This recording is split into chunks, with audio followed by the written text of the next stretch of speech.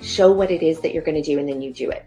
And so when they give money, then they often want to give money year after year after year. Some people will give money anonymously. They don't even want a tax write-off. They're just like, here's the money, take it. And other people, they want extensive reports. They want the tax receipt. And so that's the beauty of having the for-profit and the nonprofit, is that you'll have individuals who will give to either or both. Global Socialpreneurs is brought to you in part by Positive Talk Radio, KKNW 1150 AM in Seattle. Check them out at www.positivetalkradio.net. Welcome to Global Socialpreneurs, a one-of-a-kind talk show showcasing expert social entrepreneurs. Learn their stories and their secrets to creating a sustainable impact. Now, here is your host, social entrepreneur Anne Scottlin.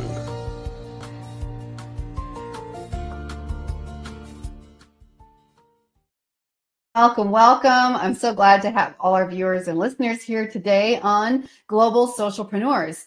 We're continuing our conversation with amazing guests about social entrepreneurship. And the purpose of this show is really to help people who aren't familiar with the concept, which is a lot of people, understand how their personal enterprises and entrepreneurships can be social entrepreneurships or social enterprises without a lot of difficulty, and all the pros to that. And when our guest today is going to give us some incredible examples of that, I absolutely can't wait. Before we begin, on whatever platform you're watching, if you would go ahead and give us a thumbs up or subscribe on the YouTube channel, would super help us and appreciate it. And if you know someone else who loves this kind of information, please share it, as well as any other guests you think who might be amazing on the show. So today's guest, I'm so excited to have met her, just met her recently, and she is a phenomenal human being. I love her energy and her spirit, and the work she's doing is really mind-blowing. She's from British Columbia, Canada. And this is Dr. Nicolette Richey, and she leads the Richer Health, which is a pioneering force in social entrepreneurship. Amazing. It's really a group of companies committed to giving back and transforming lives.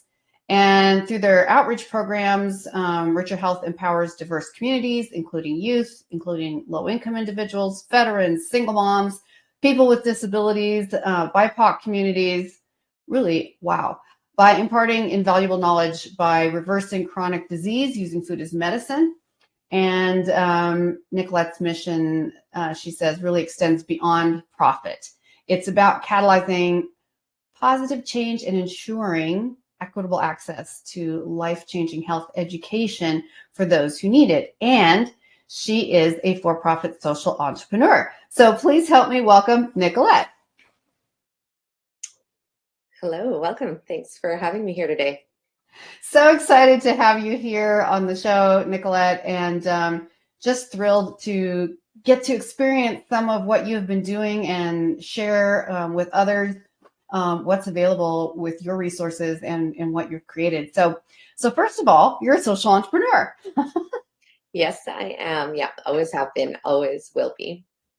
Amazing. Well, and that leads me to my next question, which is, what first got you interested or aware about social entrepreneurship as opposed to nonprofits? And could you share a little bit about that? Yeah, so I originally completed a program at our local university, a postgrad program called Building Sustainable Communities.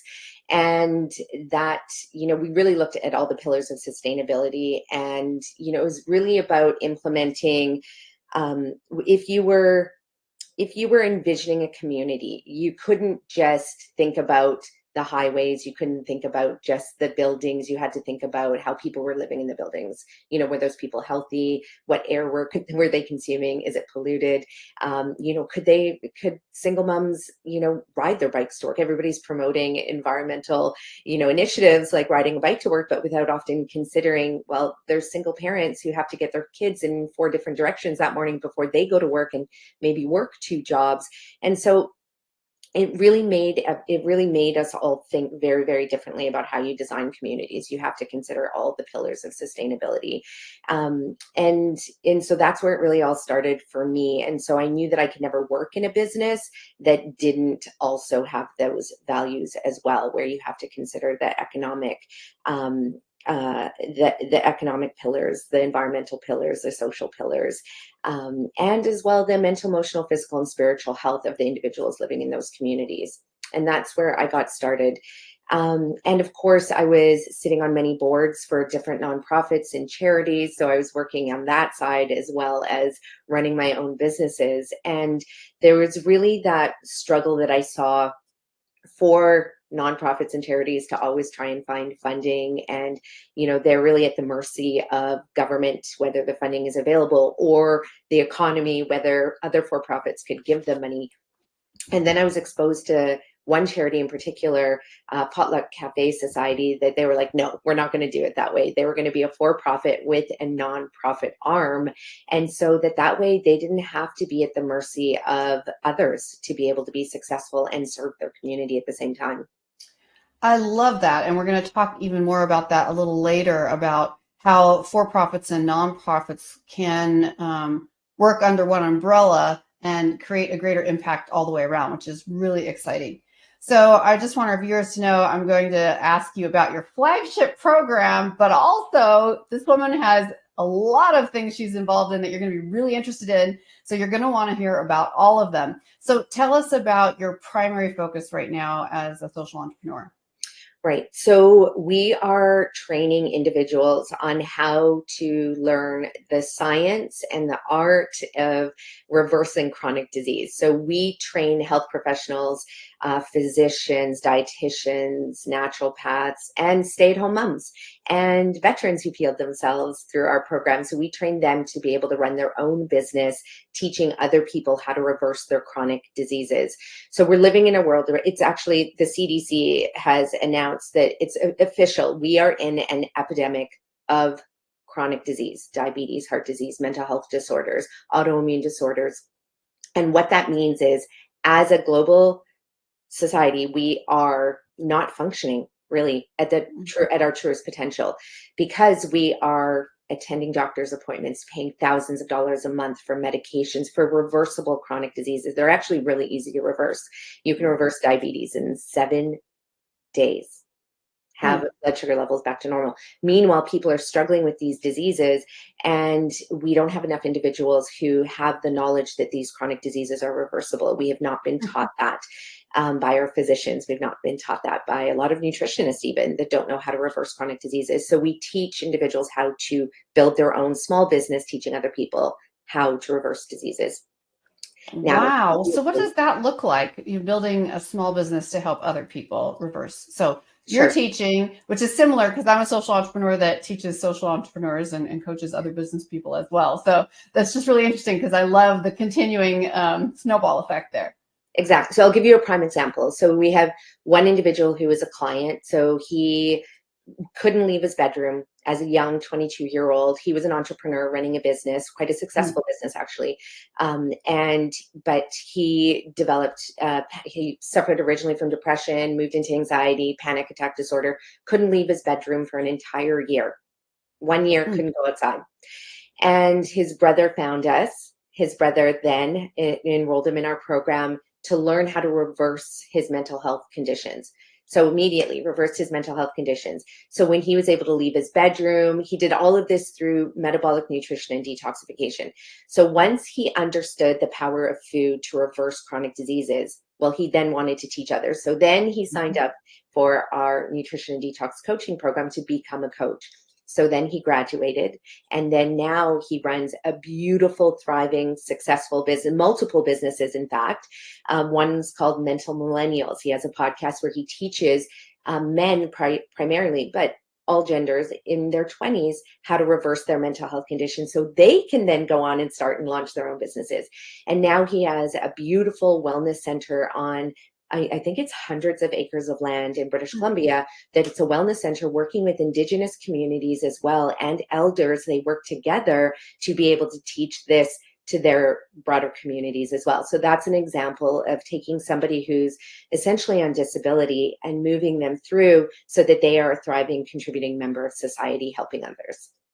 Wow. Wow. That is really incredible. So let's just talk for a minute about, while we're still talking about Richer Health, which is, reversing chronic disease, is offering education, school programs, and educating other people to educate, which this is the real beauty that gets me excited about social entrepreneurship, because it is so much more of an intense education model in some ways, because it offers a for-profit result. So this young man is also able to make a living off of what he's doing and helping, hundreds of people as well. So tell us just a little bit more about how you finance and what's your business, what does your business plan look like for Richer Health? Right. So we are a for-profit model for Richer Health, but we are also an enterprising nonprofit. So we have a charity on the side. So there are individuals who come to us that they're on, a really fixed budget. They cannot afford to take educational programs like the rest of us who are quite privileged can do.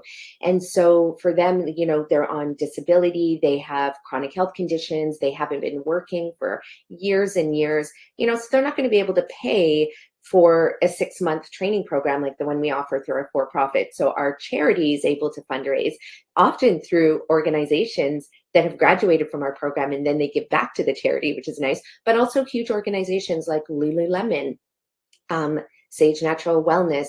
We have, oh my gosh, I'm trying to think of all of the sponsors. We have dozens of sponsors that contribute to our charity. They get a tax write-off, and then we're able to offset the price for our students that cannot afford our programs. So that way everybody wins. As the people who can pay, the people who cannot afford to pay, we can offer them a, substantial discount, a scholarship. We offer that to, Black, Indigenous people of color that experience these chronic diseases at 4 to 8 times higher rates.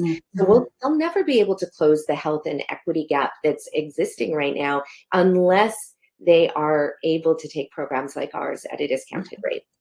And so yes. And as well, we extend the timelines that they have to complete, because obviously if you're working with a single mom with 3 kids, who's just come out of an abusive relationship, she needs time to heal, but she also needs somebody who can, love her up and give her the time that she needs to be able to get through a program.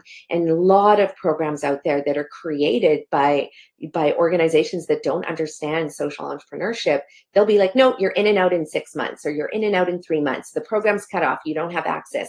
We don't do that. We provide lifelong coaching to our clients. Wow. So it's kind of a whole well-being approach, and not just, as you said, just like letting people go, okay, you learned this skill, goodbye, good luck, but actually sticking around longer. And let me ask you a little bit more about your sponsors. So how did you go about, because this is one of the big questions we also often get, of course, for the show and around social entrepreneurship. How did you go about securing those sponsors, and are they sponsoring the for-profit or the nonprofit? Yeah, so we have companies that sponsor both. And for example, one of the things that everybody needs to be aware of, if you're going to go out there and ask people for money, understand that corporations' values.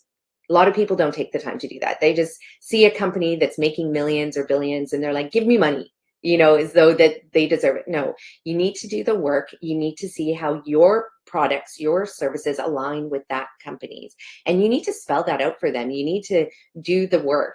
And then you also want to get to know the people in that organization that you're asking, who you're asking money from. And so when you do that, you get to see what their values are. You have a conversation. It's not fundraising, it's friend raising, a term that was introduced to me by a beautiful woman in California who does a lot of friend raising. And then from there, you really show what it is that you're going to do, and then you do it. And so when they give money, then they often want to give money year after year after year.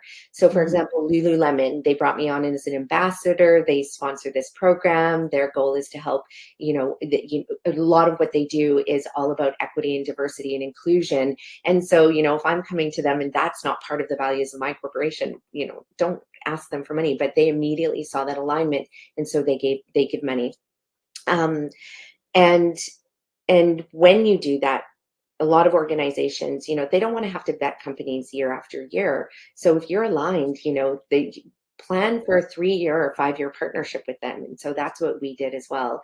And it's been a beautiful relationship. And I know you asked me a second part to that question, so remind me of what that was. Yeah, no problem, no problem. Yes, so thank you. And I usually try not to ask 2-part questions, but yeah, very good answer on that. Very clear. Thank you. And then the second question was, how are particularly the larger sponsors, but any sponsors, are they sponsoring you through the for-profit or the nonprofit? Because I know that both happens, and kind of helping people understand the difference and how to approach a company. And that's a question you need to ask the company when you go and meet with them. Some people will give money anonymously. They don't even want a tax write-off. They're just like, here's the money, take it.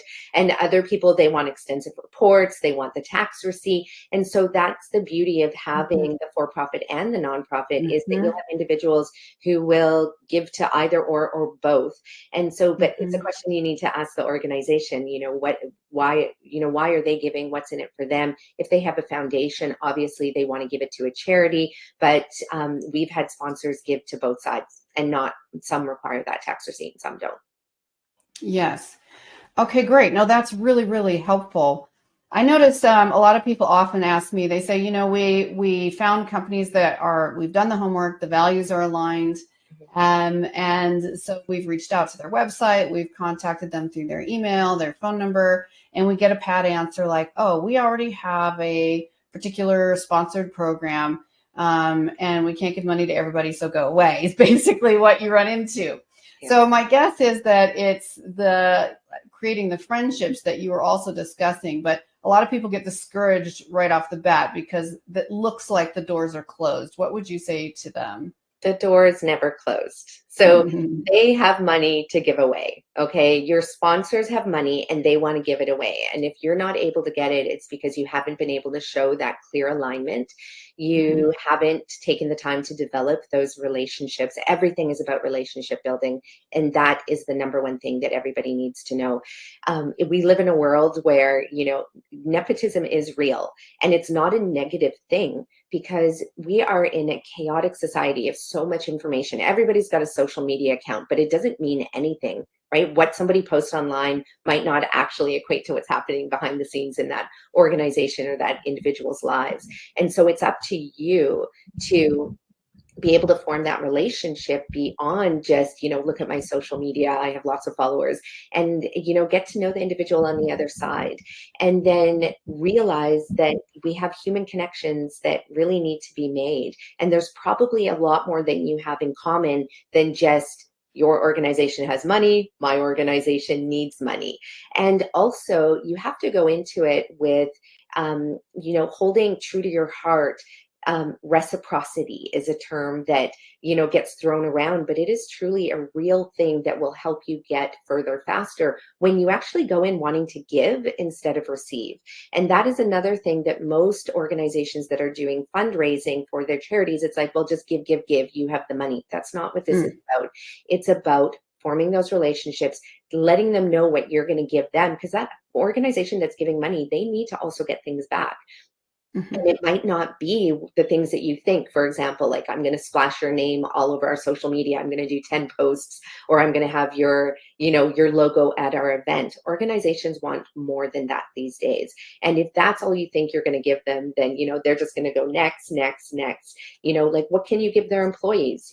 How do you want to see their organization grow as a result of what you're doing with your organization, your charity? So it's important to really move into every relationship, wanting to give more than you want to get back. And when you do that, people will see that you are, you're ethical, you're values driven, you're authentic, you're sincere. And that's where we've seen the money flow. Amazing. And one follow-up question on that, which was, you gave an example of, like, what do their employees need as far as, finding ways to give back to the company. Can you come up with any other examples off the top that are other ways you found to give back to the companies? Yeah, so that's the nice thing about having the charity and the for-profit. So our for-profit runs several programs. We have a corporate program that we work with companies. We'll train all of their employees for an entire year on how to reverse their chronic diseases, improve their mental health. So that is something that we can give back to the company. So we say, hey, would you be willing to donate to our charity? And then we would love to do, free training or paid training at a discount. It Mm-hmm. doesn't always have to Mm-hmm. be free what you're giving. Mm-hmm. So our program's $25,000 to work with a small business and a medium-sized business, and we can offer that to them at a discount. And that's Mm-hmm. beautiful thing that can happen when you have the for-profit and the nonprofit. You can do that as well, strictly with a charity. Offer your services back to their employees, and maybe even include the employees' families. That's something that we Mm-hmm. do, because it's one thing to just train the individual in the organization, but they have family members that also need those same services. So include that, and that will show that you care more than about that organization's family. You care about the greater extended environment that impacts that individual in that Mm-hmm. organization. So for example, we teach people how to eat real to heal. Well, if I'm teaching 50 CEOs that are working 80 hours a week, they probably have a spouse at home that is managing the household, and Mm-hmm. they are managing the cooking. So it doesn't make sense for me just to teach the senior managers in that organization. We need to teach their husbands and wives who are at home taking care of the children, or busy themselves. And so we do that, and it's amazing. And that's just adding value. And anybody can add value to anything that they're offering. I love that. And I really appreciate that, because I think that gives people so many more ideas, thinking out of the box. And this is a lot what I teach in my Meta Mindset program, which is thinking out of the box and thinking organically instead of by this formula that is forced upon us. Like, if you don't have 100,000 followers, and if you don't, run advertisements for a company all over the place, and if you don't, like, there's no other way to do it. But going from your gut, creating those relationships, and then being creative. I think that's another thing I really love about social entrepreneurship is I meet some of the most creative people in the world doing this kind of work, because it does take innovation. It does take new ideas. And that's what's really going to change the world and create sustainable change, because we're thinking outside the box every day. Your idea of, oh, we have a 6-month education program for people who can then go and teach it themselves. But, then we're going to they're part of our family forever now. It's not like they're just done and gone. That's that creative kind of thinking that goes farther than just a formula on paper.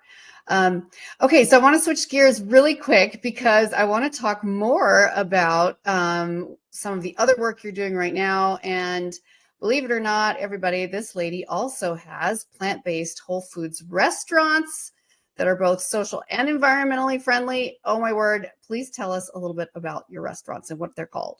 Definitely. So we have a collection of restaurants called the Green Mustache, and they are 100% organic, plant-strong, plant-based, whole food restaurants.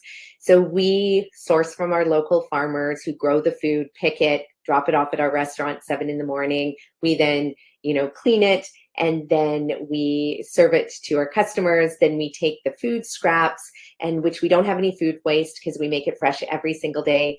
But we have the food scraps, the butts of the lettuce and the carrots, and then we give that to the local farmers that they can feed it to their chickens and their pigs. And, so it's a cradle to cradle operation.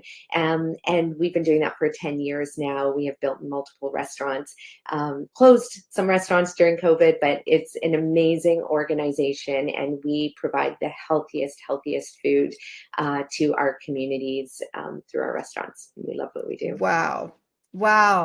I just want to run up to BC right now and try one of them out, because as most people know, I'm vegetarian.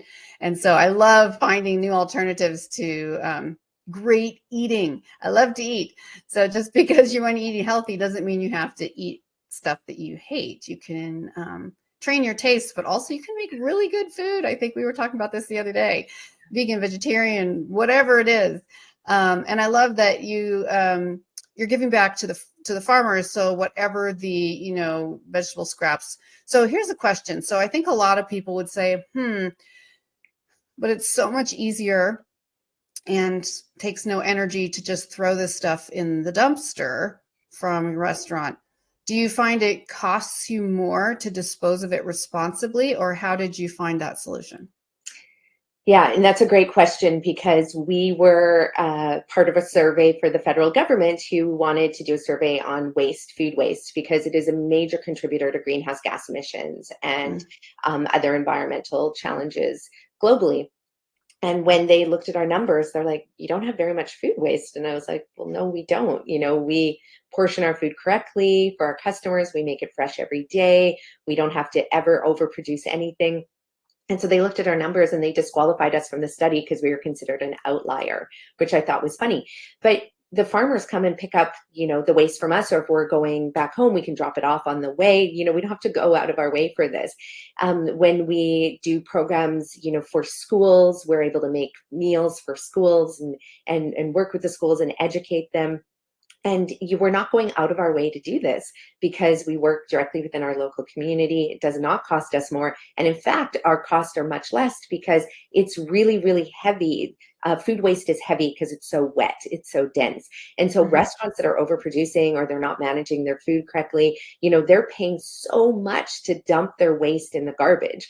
And we're lucky because we have a local composting facility and they want our food waste, our organic food waste, because it gets turned into soil. That's another part of our program is we take it directly to the composting site. It gets turned into soil in 14 days. Beautiful, brown, amazing, delicious soil through the commercial compacting system. And so these are all the ways that you can minimize your operation cost is just by working with other local organizations that want your waste. So it actually ends up being cheaper for you. Wow, that is so incredible and so motivating. Okay, so we know now what you do with your preparation waste, like the carrot peels, whatever. And then what about, I know you say you make it fresh every day, but what do you do with any excess food or even garbage food? And we don't get that because, like I said, we portion our meals correctly. If a customer was like, oh, we've never had a customer say, I'm still hungry. And we've never had a customer leaving saying, saying, I'm so full. So we portion everything. Like our customers clear their plates. It's beautiful. And we have virtually no food waste from that. Plus, we're turning over our food 2 to 3 times a day because we're not about making food, freezing food, having it last for 5 days. So we make what we know we're going to sell that day. We don't try and overproduce or underproduce. And if we're out of something, we have other menu items, so we don't try and cater exclusively to the individual the way that a lot of restaurants will do that. We're like, we're never going to get out of it. It's okay to run out of a product that creates demand. And our customers have no problem with saying, I'm going to choose something else. And then this helps us to manage our food waste. But again, because we're producing every day, multiple times a day, it's perfect. We never have food waste. Wow, this is such a motivational thing. And I know that some of the, local restaurants that I frequent that I do know try to use their food responsibly and their waste responsibly. And they do run out of things. And, I always find that a little bit annoying. But now that I understand that there's a reason behind that, so that they're avoiding excess waste, avoiding excess cost. So if someone runs out of something, we can be excited for them at their restaurant and be like, oh, awesome, I can order something else. I'm so glad you guys aren't wasting all that food, which is absolutely beautiful. Wow. So the other thing I was just going to come back to was this whole enterprising nonprofit model. So with the restaurants, are those just the for-profit, or is there a nonprofit element? I know it's all connected as well, but. Yeah. So I know an org chart would probably be really helpful right now, but the charity also works with the Green Mustache chain of restaurants as well. So we have a holding company, and underneath our holding company, we have all our other companies. And then off to the side, we have our charity that works with all of the companies. And the way that works is, for example, let's say a school calls us and they want us to run a program. We can design a program where we bring in beautiful fresh food, teach the students how to chop food, cook the food, turn it into smoothies, dips, salad dressings, and how to use whole foods so that they can reverse chronic diseases. So they're getting the science education, they're getting the hands-on education with being able to do food prep, they're getting to eat the food afterwards. And lot of schools can't pay a lot of money to any organization to come in. You know, maybe you're making like $250, and but by having the charity, we can offset some of those costs so that we can pay people well to go out there and do the education, pay myself well to go in and do that. You know, we can get the food costs wholesale because they're coming through the restaurant. So the charity and the restaurants work together. We often get hired to go into hospitals and teach physicians and nurses and the dietitians in the hospitals all about reversing chronic disease. Now, a lot of the times they don't have the budget to do that. So we can have the charity offset some of the costs that way, or they can donate to the charity and then we'll come do it you know, that way. And then whatever got donated to the charity, we can use that as a scholarship for a nutrition and detox program for, let's say, a local BIPOC member. And so everything works together that way. So that we don't have one organization that is in a deficit as a result of wanting to serve other individuals and organizations who may not be able to afford our services. Wow, that's so incredible. I just love it. Two things. So first of all, tell us so you're on this show, you're on your local stage, but you're also on the global stage. Mm-hmm. So how can people participate in what you're doing? In particular, how can they be part of your education program or learn how to educate others around the reversing chronic diseases? Right. So we have two main programs. One is our Eat Real to Heal program. And that is if you have a chronic disease or mental health condition where you're currently taking medications or need to be put on medications, you're maybe facing surgery, you're probably not working as a result of your chronic disease. You know, it's important that you just do the work, reverse that chronic disease, because you've got this whole amazing life to live. You have so much energy within you that just needs to be created through the food, and then you can go out there, achieve anything you want. So let's reverse your chronic disease. So that would be our Eat Real to Heal program. It's very affordable. And again, if you cannot afford to do the program, let us know, because you can fill out a very short application. You don't need to show us your tax return to be able to get a scholarship or anything like that. You know, we're going to trust that, you know, you're on a fixed budget. So do that program. And we work with you. We coach you every single week for life in that program to make sure that you're healthy and your family's healthy and reversing their chronic diseases as well. Then the second program, yeah, that's a beautiful program. And then the second program is what most people usually will bump themselves up to that program when they've reversed their disease, they're back at work, they're making money, they now want to help other people do the same. So then you can sign up for our nutrition and detox coaching program. That's a 6-month program where the first 3 months you learn the art and science of reversing chronic disease. And so you can teach it to others. Then the next 3 months, I teach you how to create a business from scratch and launch it. And so I've created multiple 6-figure businesses and 7-figure businesses. And so I'm going to teach you exactly how to do that, including writing the business plan, creating the organization, launching it, getting your first clients. So that's the second part of that program. And yeah, that's our nutrition and detox coaching program. Wow. And for all of our viewers and listeners, you can look in the notes here to see how to contact Nicolette and her program.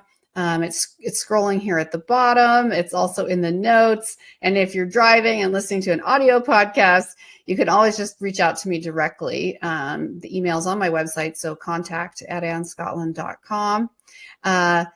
Thank you so much, Nicolette. What I'm so excited about is this is part 1 of part 2. We have never done a part 1 and part 2, but when I met her, I said, we're doing a part 1 and a part 2.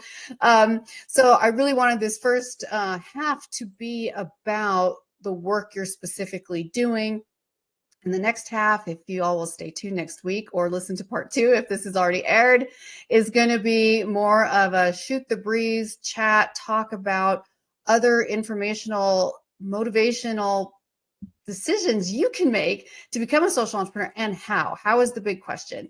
And Nicolette has so much experience about that. We're going to talk a little bit more probably about nonprofit, for-profit enterprises with a nonprofit arm, et cetera, what that looks like and how useful of a model that is. And also please send us any questions or emails. We will write you back. If you only get to see half the show, shoot me an email there or reach out to Nicolette on her website. So thank you, Nicolette. We're going to do part 2. And to all of you, thank you so much for tuning in and watching. We really appreciate your support. Please help keep us on the air by subscribing to the channel, liking, and also if you would like to donate to this effort, or if you know a guest who would be an amazing guest here, please let us know and share it if you know other people who would benefit from learning about social entrepreneurship. Again, you can also go to the website www.globalsocialpreneurs.com. So thank you so much.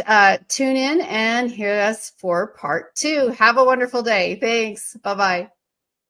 Bye-bye, everyone.